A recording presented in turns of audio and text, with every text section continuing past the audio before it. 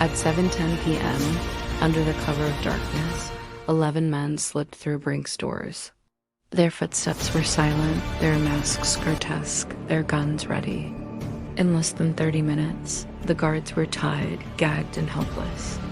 The thieves moved like clockwork, loading bags of cash and securities into canvas sacks. $2.7 million today's equivalent of over $30 million vanished into the cold Boston night. The Brinks job was executed with military precision. Not a single shot was fired. And by 7:40, the thieves had disappeared into history. The heist sent shockwaves across the nation.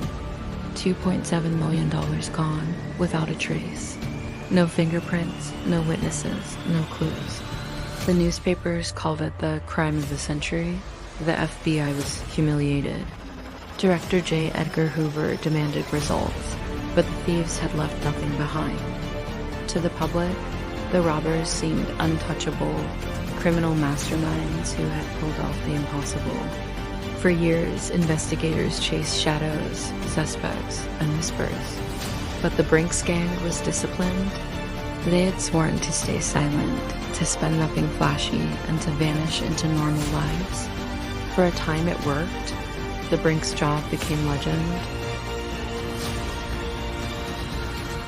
But perfection never lasts. Tensions within the gang began to boil. Some grew restless, others reckless. Joe O'Keefe, Pino's right-hand man, was arrested on a minor charge. Furious at being left to rot in prison while others enjoyed the loot, O'Keefe turned bitter. He began to talk to cellmates, to guards, and eventually to the FBI. His testimony would become the thread that unraveled the entire scheme. The so-called perfect crime was about to collapse under the weight of greed and betrayal. By 1956, 6 years after the robbery, the statute of limitations was about to expire. If the FBI didn't arrest the culprits soon, the Brinks thieves would walk free forever. With O'Keefe's cooperation, agents finally pieced together the puzzle. Surveillance, wiretaps, and witness statements confirmed what had once seemed impossible. The Brinks job had names, faces, and addresses. In a series of coordinated raids, the FBI swooped in. Tony Pino, Joe O'Keefe, and the others were dragged from their homes in handcuffs. The crime that had baffled America was solved just in the nick of time. In 1956, the Brinks gang faced justice. The trial captivated Boston. Prosecutors painted them as dangerous men who had mocked the law for years.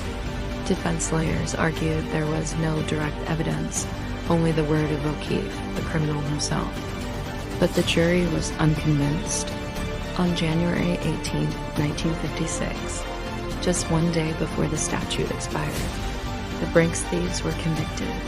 Each received life plus additional years for armed robbery. The message was clear: even the perfect crime could not outwit the law forever. The Brinks job entered the annals of crime history not only for its scale, but for its aura of perfection. For years, it was the gold standard of heists studied by criminals, immortalized in books and films, and whispered about in bars and back alleys.